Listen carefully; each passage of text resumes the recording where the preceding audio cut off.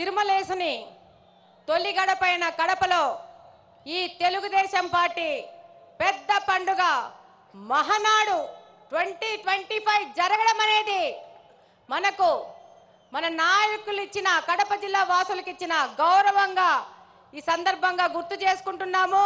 ఈ కార్యక్రమానికి వచ్చిన మన పూజ్యులు గౌరవనీయులు తండ్రి సమానులు అధ్యక్షులు గౌరవ ముఖ్యమంత్రి గారికి అలానే పార్టీ జాతీయ ప్రధాన కార్యదర్శి శ్రీ నారా లోకేష్ గారికి అలాగనే తెలుగుదేశం పార్టీ అధ్యక్షులు పల్లా శ్రీనివాసరావు గారికి మరియు తెలుగు రాష్ట్రాల నలుమూల నుండి వచ్చిన గౌరవ మంత్రివర్యులు ఎంపీలు ఎమ్మెల్సీలు ఎమ్మెల్యేలు అన్ని జిల్లాల అధ్యక్షులు ఇన్ఛార్జీలు అలాగనే నాయకులు కార్యకర్తలు ముఖ్యంగా మన కార్యకర్తలందరికీ చేతులెత్తి ధన్యవాదాలు తెలియజేసుకుంటున్నాను। ఈరోజు ఈ భారీ జనసందోహాన్ని చూస్తుంటే భారీ అనే పదం కానీ జనసందోహం అనే పదం కానీ వీటికి సరిపోవు। ఆకాశం మీనిందా నేల తల్లి కనిందా అనే విధంగా ఇసుక రాలితే రాలలేనంత జనం ఈరోజు కడపలో తెలుగుదేశం పార్టీ కార్యకర్తలు ఇంత పెద్ద ఎత్తున వచ్చారంటే కడప గడ్డ తెలుగుదేశం పార్టీ యొక్క అభిమానులదని మరొక్కసారి తెలియజేసుకుంటున్నాను। ఈరోజు ఈ కార్యక్రమం ఈ మహానాడు కార్యక్రమం ఇంత విజయవంతం అవడానికి కారణమైన మన Mahanadu coordination team food committee కానీ డెకరేషన్ టీం కానీ అరేంజ్మెంట్స్ టీం కానీ ప్రతి ఒక్కరికి అలాగనే అధ్యక్షులు శ్రీనివాస్ రెడ్డి గారు కానీ మంత్రి సవిత గారు కానీ అలాగనే ఈ కార్యక్రమానికి వచ్చిన అబ్జర్వర్స్ కానీ మా జిల్లా ఎమ్మెల్యేలు ఎమ్మెల్సీలు ఇన్ఛార్జీలకు అందరికీ ధన్యవాదాలు తెలియజేసుకుంటున్నాను। అంతకంటే ముఖ్యంగా మన కార్యకర్తలు ఈ యొక్క కార్యక్రమాన్ని విజయవంతం చేసుకుంటున్నారని మరొక్కసారి తెలియజేసుకుంటున్నాను। ఈరోజు గర్వంగా తెలియజేసుకుంటున్నాను, we are from Kadapa, we are proud to be Kadapa people. ఇది కడపలో జరుగుతుంది కాబట్టి ఇంత పెద్ద చారిత్రాత్మకమైన ఘట్టం మన కడపలో మనం ఆహ్వానిస్తున్నాం, మనం అతిథులకు సేవ చేసుకుంటున్నాం।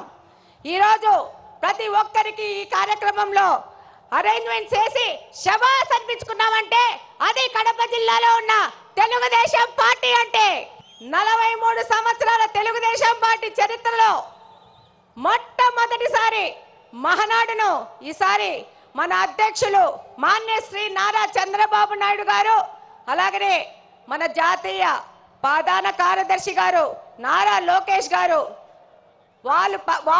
వాళ్ళు నిర్ణయించడమే మనకు దక్కిన గర్వంగా తెలియజేసుకుంటున్నాను। ఈరోజు తెలుగుదేశం పార్టీ ఏ స్వార్థం కోసమో కాదు ఎవరి కోసమో కాదు పుట్టిన పార్టీ। తెలుగుదేశం పార్టీ అనేది తెలుగువాడి ఆత్మ గౌరవ వేడి సెకన్ నుండి నాటి ఢిల్లీ పాలకులకు తెలియజేయడం కోసం పుట్టిన పార్టీ। తెలుగుదేశం పార్టీ అంటే బలుగు బలహీన వర్గాల అభ్యున్నతికి రాజకీయ ఆర్థిక స్వాతంత్రం కోసం పుట్టిన పార్టీ। తెలుగుదేశం పార్టీ సమర్థవంతమైన నాయకత్వం మరియు క్రమశిక్షణ కలిగిన నిబద్ధత కలిగిన కార్యకర్తలే వెన్నెముక।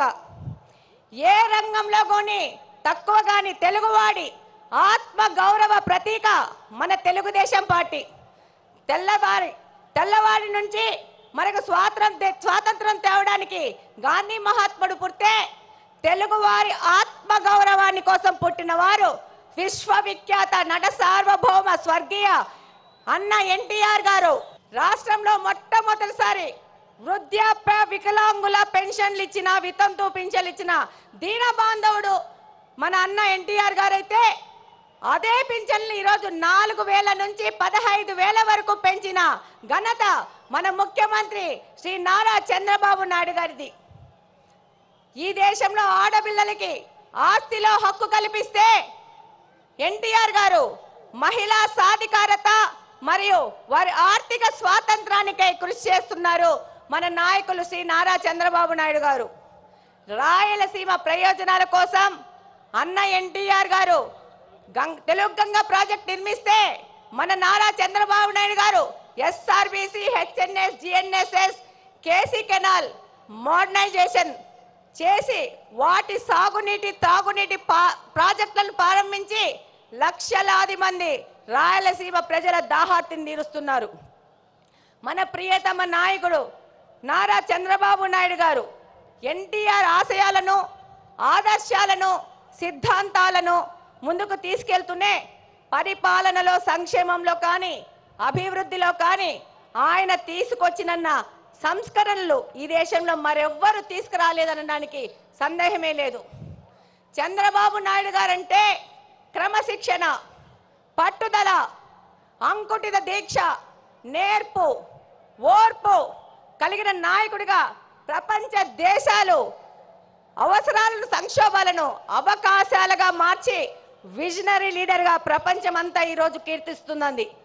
అందుకే రాష్ట్ర అభివృద్ధి అనగానే ఎవరి పేరు గుర్తొస్తుంది? నారా చంద్రబాబు నాయుడు గారి పేరు గుర్తొస్తుంది. మనకి నదులు, వాటిపైన కట్టలు, ఆనకట్టలు కనబడితే మన నాయకుడికి నదుల అనుసంధానం గుర్తుకొస్తుంది. దాని కార్యరూపమే పట్టిసీమ ఎత్తిపోతల పథకం. పోలవరాన్ని పూర్తి చేసి కృష్ణా జలాలను బనకచెల్ల రిజర్వాయర్ వరకు తీసుకొస్తే రాయలసీమ అభివృద్ధిని ఆపే శక్తి ఎవ్వరికీ లేదని ఈ సందర్భంగా తెలియజేసుకుంటున్నాను. ఆయన యొక్క ఆలోచనల ప్రతిరూపమే ఈరోజు ఐటీ రెవల్యూషన్స్ ను, సాఫ్ట్వేర్ రంగానికి 194 దేశాలలో మన తెలుగు వారు ఈరోజు వెళ్ళి ఆర్థికంగా అభివృద్ధి చెందుతున్నారంటే అది మన నాయకుడు నారా చంద్రబాబు నాయుడు గారి యొక్క ఘనతనే. రాయలసీమ లాంటి కరువు ప్రాంతంలో సాఫ్ట్వేర్ ఐటీ రంగాలను తీసుకొచ్చి ఎంతో మంది రైతుల పిల్లలు ఇంజనీర్లై ప్రపంచ దేశాలకు వెళ్ళి ఇక్కడ ఫ్యాక్షనిజము ముగిసిపోయిందంటే దానికి కారణం మన నారా చంద్రబాబు నాయుడు గారు. ఈరోజు హైదరాబాద్ అంటే నారా చంద్రబాబు నాయుడు గారే గుర్తొస్తారు. అలాగనే ఈరోజు మనకు కడపలో ఇంత పెద్ద అవకాశాన్ని ఇచ్చి, ఒక మహిళను నాకు అవకాశం ఇచ్చి ఇక్కడ ఎమ్మెల్యేగా పోటీ చేయించారు.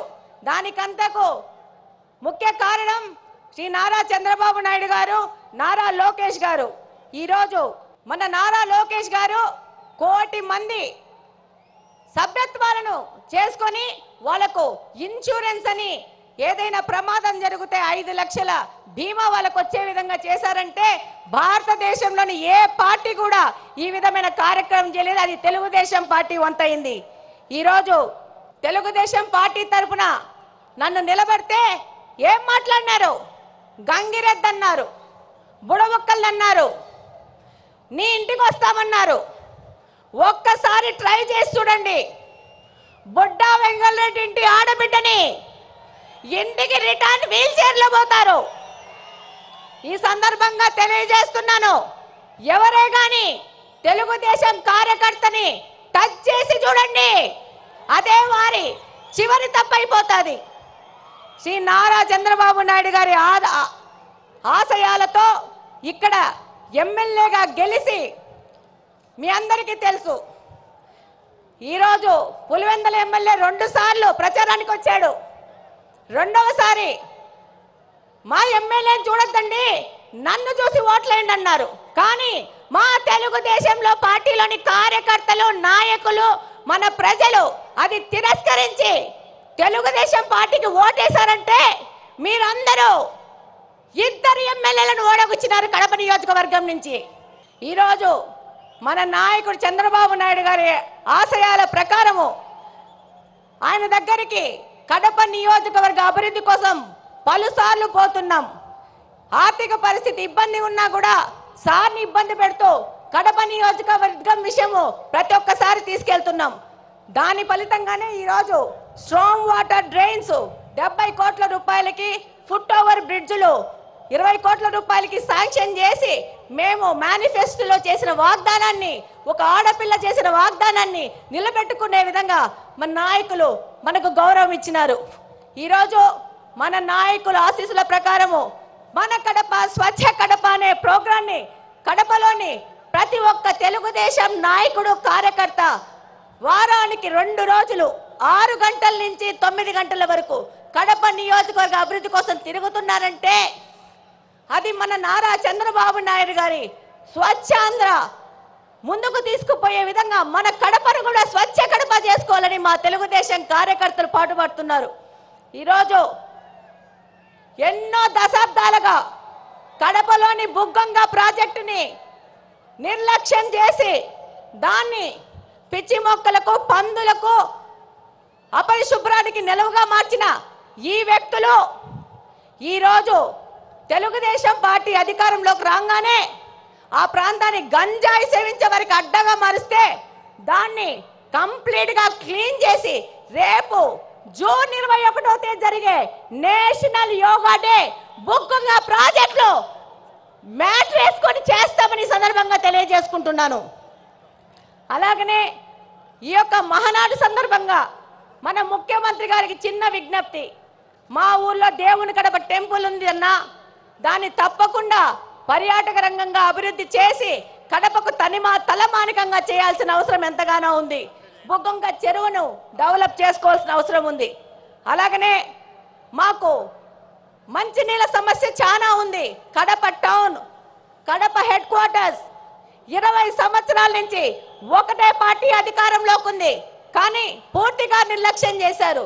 నారా చంద్రబాబు నాయుడు గారి ఆశీస్సులతో ఆ సమస్యను కూడా మేము తీర్చుకుంటాం. అలాగనే నారా లోకేష్ గారు 20 లక్షల ఉద్యోగాలు ఇస్తా అన్నారు.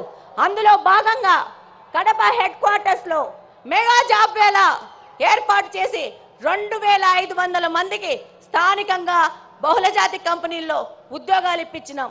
అలాగనే నారా లోకేష్ గారికి ధన్యవాదాలు చెప్పుకోవాల్సిన అవసరం ఉంది. ఎందుకంటే మొట్టమొదటి స్టార్టప్ కడపను P4 మోడల్ కింద మొదలు పెట్టారు. 6 నెలల్లో పూర్తి చేస్తున్నారు. ఇక్కడ కడపలోని యువతకి ఒక మార్గదర్శకంగా దిశానిర్దేశం చేసే విధంగా కడపను ముందుకు తీసుకుపోతున్నారు. అలాగనే మనం P4 మోడల్లో మన కడపలో నిఘా వ్యవస్థను పెంచడానికి 1 కోటి రూపాయల వ్యవధితో P4 మోడల్లో కెమెరాలు పెట్టబోతున్నాం. చివరిగా కడప అనేది ఎవరి అడ్డాగడ్డా కాదు, ఇది కడపలో నివసిస్తున్న ప్రజల అడ్డా, కడప ప్రజల గడ్డ.